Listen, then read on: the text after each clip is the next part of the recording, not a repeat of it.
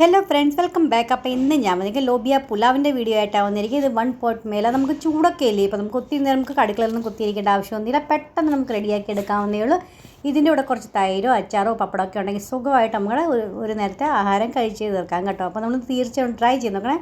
ഏറ്റവും ആദ്യം ഒരു അരക്കപ്പ് ലോബിയ എടുത്തിട്ടുണ്ട്. അപ്പോൾ അതാണെങ്കിൽ ഒരു 7 മണിക്കൂർ നമുക്ക് കഴുകി ഒന്ന് കുതിർത്തി വെക്കണേ. അതിന് ശേഷം നമുക്കൊരു പ്രഷർ കുക്കർ എടുക്കുക. നിങ്ങളുടെ പഴയ ലോബി ആയിരിക്കുമ്പോൾ അല്ലെങ്കിൽ പിന്നെ വെച്ചിട്ട് നിങ്ങൾക്ക് തോന്നുന്നുണ്ട് അത് വെന്തില്ലെങ്കിൽ അങ്ങനെ തോന്നുവാണെങ്കിൽ 1-2 വിസിലിന് ആദ്യം കുക്കറിൽ അടുപ്പിച്ചെടുക്കണേ. അതിന് ശേഷം വേണം അതിട്ട് കൊടുക്കാനായിട്ട്.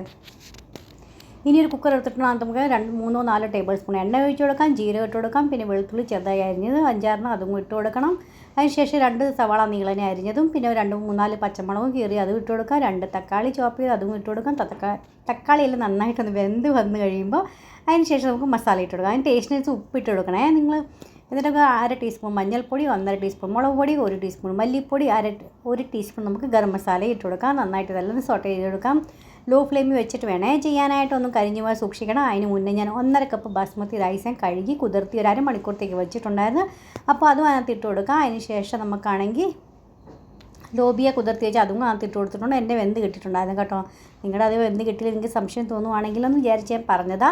അപ്പോൾ ഇതുപോലെ ഇട്ട് കൊടുത്തിട്ട് 2 കപ്പ് ഏത് കപ്പ് അളന്ന് നമ്മൾ അരി എടുത്തേക്കെന്ന് വെച്ചാൽ ആ കപ്പിന് 2 കപ്പ് വെള്ളം ഒഴിച്ച് കൊടുത്തിട്ടുണ്ട്. കുറച്ച് ഉപ്പ് കുറവാണ്. ഉപ്പ് ഇച്ചിരി മുന്നിട്ട് നിൽക്കുന്ന രീതി വേണം ഇട്ട് കൊടുക്കാനായിട്ട്. പിന്നെ കുറച്ച് മല്ലിയിലും ഇട്ട് കഴിഞ്ഞാൽ 2 വിസിൽ ഹൈ ഫ്ലെയിമിൽ കൊടുത്തു കഴിഞ്ഞിട്ട് നമുക്കൊരു 15 മിനിറ്റേക്ക് റെസ്റ്റ് ചെയ്യാൻ വയ്ക്കുക. അതിന് ശേഷം നമുക്ക് സെർവ് ചെയ്യാവുന്ന മേളിൽ കൂടെ കുറച്ച് മല്ലിയിലും കൂടെ വെതറി കഴിഞ്ഞാൽ നമ്മുടെ ലോബിയ പുലാവ് അല്ലെങ്കിൽ ലോബിയ റൈസ് നമുക്ക് റെഡി ആയിട്ടുണ്ട് സെർവ് ചെയ്യാനായിട്ട്.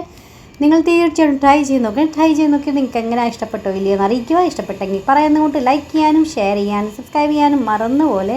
നെക്സ്റ്റ് ഒരു വീഡിയോ ആയിട്ട് വീണ്ടും കാണാം. അതുവരത്തേക്ക് bye friends, thanks for watching and take care. നാളെ എന്തൊക്കെയാണ് വീഡിയോസ് കാണാൻ താല്പര്യമുള്ളതെന്ന് വെച്ചാൽ എന്നെ അറിയിക്കാൻ.